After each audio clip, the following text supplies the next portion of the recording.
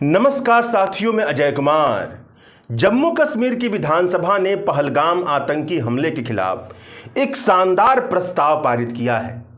इस प्रस्ताव का सार यह है कि पहलगाम में हुआ आतंकी हमला कश्मीरियत की नैतिक बुनियाद, भारत के संविधान के मूल्यों, जम्मू कश्मीर और देश की एकता, शांति और सद्भावना पर हमला है।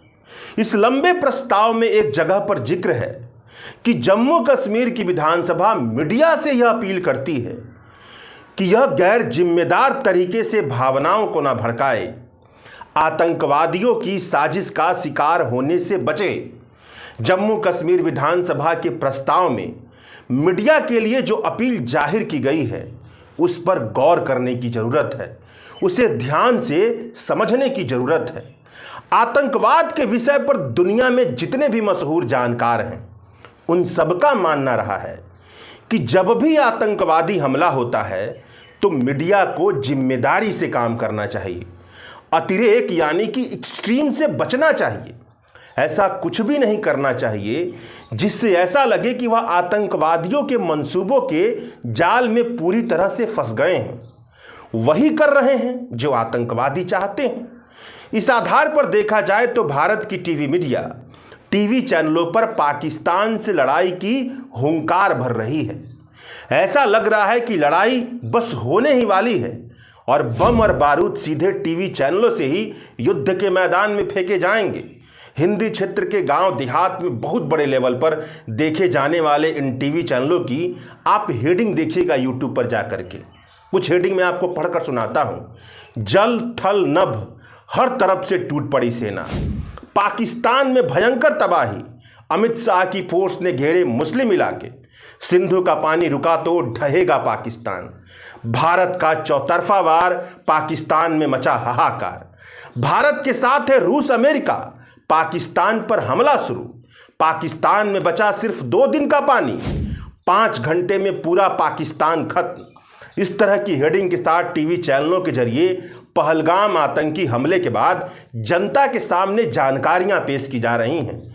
एक तरह से कहा जाए तो भारत की जनता की मानस को आलोचनात्मक तरीके से देखने की बजाय युद्ध की तरफ मोड़ने की कोशिश की जा रही है। उसके मन में युद्ध का माहौल बनाया जा रहा है। इस तरह का माहौल कभी भी जनता को यह नहीं देखने देता कि आतंकवाद की असली जड़ें कहां पर है। आतंकवादियों को वह माहौल देता है जिसमें वह आसानी से भारत और पाकिस्तान को युद्ध की जमीन पर उतार दें और बहुत लंबे वक्त के लिए भारत और पाकिस्तान के पूरे भूगोल पर हिंदू मुस्लिम नफरत की बहुत गहरी एक अदृश्य दीवार खड़ा कर दें। देश में अंबानी और अडानी के टीवी चैनलों ने कभी भी संविधान के मुताबिक अपनी अभिव्यक्ति की स्वतंत्रता का इस्तेमाल नहीं किया। मोदी की अगुवाई में चल रही सरकार भारत को हिंदू और मुस्लिम की खाई में बांटने में अगर सफल हुई है तो उसमें सबसे बड़ा योगदान मीडिया का ही रहा है, इन टीवी चैनलों का ही रहा है जो इस समय गैर जिम्मेदारी की तरह से पूरा काम कर रहे हैं। और जब आप ईमानदारी से आतंकवाद की जड़ों को खंगालने के निकलेंगे तो आपको दिखाई देगा कि उसमें मीडिया के सांप्रदायिक उन्माद और उसकी सरकारी चापलूसी की बहुत बड़ी भूमिका है। अब थोड़ा सिंधु जल समझौता पर बात कर लेते हैं, जिस पर बहुत ही ज्यादा चर्चा हो रही है। पहलगाम आतंकी हमले का आरोप पाकिस्तान पर लगाते हुए भारत सरकार ने कई तत्कालिक कूटनीतिक कदम उठाए हैं, जिसमें सबसे बड़ा कूटनीतिक फैसला सिंधु जल समझौते को तत्काल प्रभाव से निलंबित, सस्पेंड करने से जुड़ा हुआ है, जिसके बारे में लोगों के बीच यह जमकर प्रचारित किया जा रहा है कि इससे पाकिस्तान पानी के लिए तरसेगा। जबकि जो इन विषयों के एक्सपर्ट हैं उनका कहना है कि सिंधु जल समझौता साल 1960 से लागू है। इस समझौते को लागू करने में बहुत लंबा वक्त लगा है, बहुत जटिल संघर्ष हुआ है, बहुत आरोप प्रत्यारोप हुए हैं, तब जाकर के यह समझौता लागू हुआ है। इस समझौते में मीडिएटर के तौर पर वर्ल्ड बैंक ने काम किया है। सिंधु जल समझौता यानी इंडस वाटर ट्रीटी में एग्जिट का कोई रास्ता नहीं है, मतलब ट्रीटी हो गई तो आप उससे बाहर नहीं निकल सकते हैं। इस समझौते का एक प्रावधान यह कहता है कि अगर इस समझौते में कुछ बदलाव करना है या पूरी तरह से समझौते को बदलना है तो कोई भी एक देश ऐसा नहीं कर सकता है। कोई भी एक देश इसे अकेले तोड़ नहीं सकता है। इस समझौते की बुनियादी बात यह है कि सिंधु नदी तंत्र की 5 नदियां हैं, रावी, ब्यास और सतलज। यह पूरब से यानी भारत की तरफ से बहने वाली नदियां हैं जिन पर पूरा हक भारत का है। इनका कुल मिलाकर के जो सालाना बहाव है वह 33.8 मिलियन एकड़ फीट का है। दूसरी तरफ पश्चिम की नदियां हैं जो पाकिस्तान के हिस्से में गई हैं। इसमें सिंधु, झेलम और चेनाब शामिल हैं। इनका सालाना बहाव 135.6 मिलियन एकड़ फीट का, मतलब पाकिस्तान की नदियों का बहाव जो सिंधु नदी तंत्र के आती हैं, भारत की जो सिंधु नदी तंत्र के अंतर्गत नदियां आती हैं उनसे तकरीबन 3 से 4 गुना ज़्यादा है। सिंधु जल समझौते के तहत भारत को यह अधिकार मिला है कि वह 3.6 मिलियन एकड़ फीट पानी का स्टोरेज कर सकता है। अब पहलगाम आतंकी हमले के बाद सरकार ने जो फैसला लिया है उस पर दवायर पर करण थापर से बात करते हुए इंटरनेशनल रिलेशन और हिस्ट्री के प्रोफेसर श्रीनाथ राघवन ने बताया कि सिंधु जल समझौते के संबंध में सरकार की आधिकारिक शब्दावली से तो ऐसा लगता है कि इस समझौते को रद्द नहीं किया गया है बल्कि सस्पेंड किया गया है, निलंबित किया गया है। यानी जब परिस्थितियां अनुकूल होंगी तो यह समझौता फिर से लागू हो जाएगा। फिर भी इसे निलंबित करके, सस्पेंड करके पाकिस्तान पर प्रतीकात्मक और मनोवैज्ञानिक तौर पर बहुत मजबूत दबाव डालने का इरादा जताया गया। पाकिस्तान भी खुलकर नाराजगी जाहिर कर रहा है। इस समझौते का निलंबन का मतलब यह हुआ कि अब भारत पाकिस्तान को जल संबंधी डेटा देने से इनकार करेगा।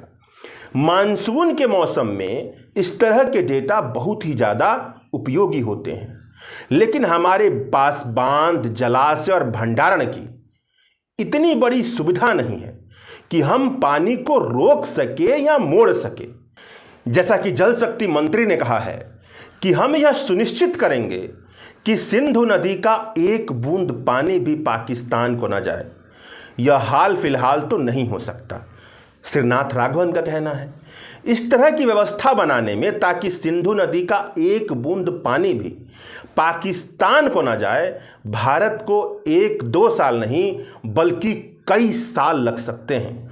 जहां तक मंत्री साहब का बयान है तो दरअसल वह बयान भारत के घरेलू ऑडियंस के लिए दिया गया है जिसमें वह अपना इरादा जता रहे हैं।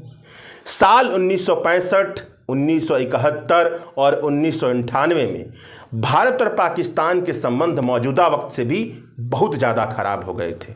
वह युद्ध की स्थितियां थीं, मगर उस समय भी सिंधु जल समझौते को रद्द नहीं किया गया था, इस पर किसी तरह का फैसला नहीं लिया गया था। लेकिन इस बार सिंधु जल समझौते को सस्पेंड कर दिया गया है।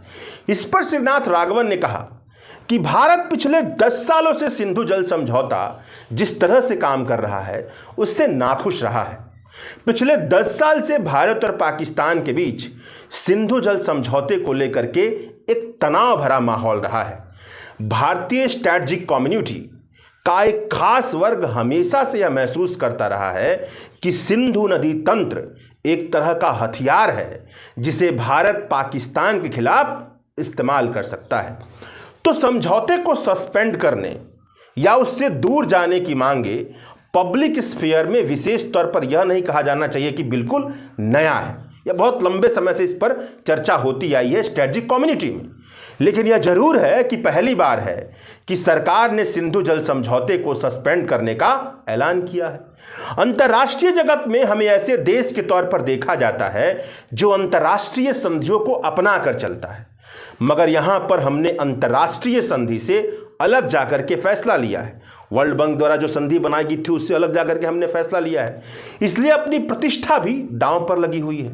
श्रीनाथ राघवन एक महत्वपूर्ण बिंदु रेखांकित करते हैं कि हमें यह ध्यान में रखना चाहिए कि हम सिंधु नदी तंत्र के संदर्भ में पाकिस्तान के लिए अपर राइपेरियन यानी ऊपरी किनारे पर हो सकते हैं, लेकिन ब्रह्मपुत्र नदी के संदर्भ में हम चीन के लिए मिडिल राइपेरियन यानी मध्य किनारे पर, मध्य स्तर पर मौजूद हैं। चीनी ब्रह्मपुत्र पर बड़े प्रोजेक्ट शुरू करने वाले हैं जिससे हम पहले ही बहुत ज़्यादा नाखुश हैं। चीनी हमसे रेगुलर नदी जल डेटा भी साझा नहीं कर रहे हैं। ऐसे में अगर सिंधु जल समझौते से हम दूर जा रहे हैं तो याद रखना जरूरी है कि अंतर्राष्ट्रीय राजनीति में केवल हम ही खिलाड़ी नहीं हैं, लेकिन कई और देश भी इस अंतर्राष्ट्रीय राजनीति में खिलाड़ी हैं। ब्रह्मपुत्र नदी पर भारत भी अरुणाचल प्रदेश में बहुत बड़ा जल विद्युत प्रोजेक्ट बनाने की सोच रहा है। इसका मतलब है कि ऐसी दशाओं में अगर किसी तरह का कोऑर्डिनेशन सिस्टम नहीं होता है तो इसके बहुत ही खतरनाक परिणाम हो सकते हैं। हम जानते हैं कि चीन और पाकिस्तान का पहले से एक तरह का राजनीतिक रिश्ता रहा है। चीनी केवल पाकिस्तानियों को खुश करने के लिए कुछ भी नहीं करेंगे, लेकिन अगर हम इस तरह से जो स्थापित समझौते हैं, इस्टेब्लिश्ड जो एग्रीमेंट हैं, उससे दूर होते हैं तो भविष्य में हम पर ही इसका उल्टा असर पड़ सकता है। सिंधु जल समझौते के सस्पेंशन पर पाकिस्तान के रिसर्चर और अमेरिका की एक यूनिवर्सिटी में असिस्टेंट प्रोफेसर हसन फुरकान खान ने पाकिस्तान के अखबार डॉन के अपने लेख में यह बताया है कि सिंधु नदी तंत्र पाकिस्तान की कृषि, उसके शहर और एनर्जी सिस्टम के लिए रीढ़ की हड्डी के तौर पर काम करती है।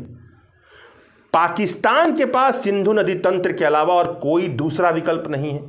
अगर पाकिस्तान के सिंधु नदी तंत्र में पानी के प्रवाह में थोड़ा बहुत भी अंतर आता है तो यह पाकिस्तान पर असर डालने की संभावना रखता है।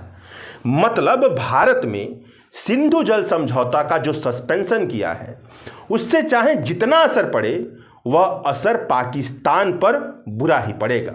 अब उदाहरण के साथ अपनी बात को समझाते हैं कि अगर गेहूं बुआई के दौरान भारत पानी को देर से या कम छोड़े तो पाकिस्तान के किसान गेहूं बुआई से चूक सकते हैं। गेहूं की पैदावार भी गिरेगी और पैदावार गिरने की वजह से महंगाई भी बढ़ेगी और पहले से ही ज़्यादा पाकिस्तान में महंगाई है तो और ज़्यादा महंगाई बढ़ेगी। हालांकि फिर वही बात आ जाती है कि भारत के पास इतनी ज़्यादा कैपेसिटी नहीं है कि वह भारत से गुजरने वाली सिंधु नदी तंत्र के प्रवाह को, नदी के प्रवाह को पूरी तरह से रोक पाए। इसीलिए कुछ अड़चनें पाकिस्तान को जरूर आएंगी, लेकिन वह उन्हें नियंत्रित भी कर सकता है। अगर पाकिस्तान ने बाढ़ प्रबंधन की क्षमता अच्छी तरह से विकसित कर ली है तो जब अचानक से भारत की तरफ से पानी छोड़ा भी जाता है तो यह भी संभव है कि पाकिस्तान बाढ़ को प्रबंधित कर सकता है। भारत के लिए असली दुश्मन पाकिस्तान का वह पूरा सिस्टम है जो आतंकवादियों को आश्रय देता है, जिसमें पाकिस्तान की सरकार, सेना और आतंकवादियों का पूरा नेटवर्क शामिल है। इस पूरे तंत्र में पूरे पाकिस्तान को शामिल नहीं किया जा सकता है। इस संदर्भ में द वायर पर छपे उमैर अहमद के लेख का एक हिस्सा सुनिए। उमैर अहमद अपने लेख में बताते हैं कि अगर भारत किसी दूसरे देश जैसे पाकिस्तान के लिए पानी रोकता है तो अंतर्राष्ट्रीय जगत में जो भारत की छवि होगी वह अच्छी नहीं होगी। अगर इसके लिए बांध या दूसरी संरचनाएं बनाना शुरू करता है तो वह उस क्षेत्र में खलनायक की तरह दिखेगा जहां वह पहले से ही चीन के बढ़ते प्रभाव के खिलाफ बहुत मुश्किल से लड़ रहा है। भारत चीन के लिए निचले क्षेत्र का देश है, यानी उसकी कई नदियां चीन से आती हैं। अगर चीन भी ऐसे बांध बनाने का फैसला करता है, जो वह आसानी से कर सकता है क्योंकि उसके पास पैसा और इंजीनियरिंग क्षमता दोनों है, तो भारत कमजोर पड़ जाएगा और सारी ताकत चीन के हाथ में चली जाएगी। शुक्रिया।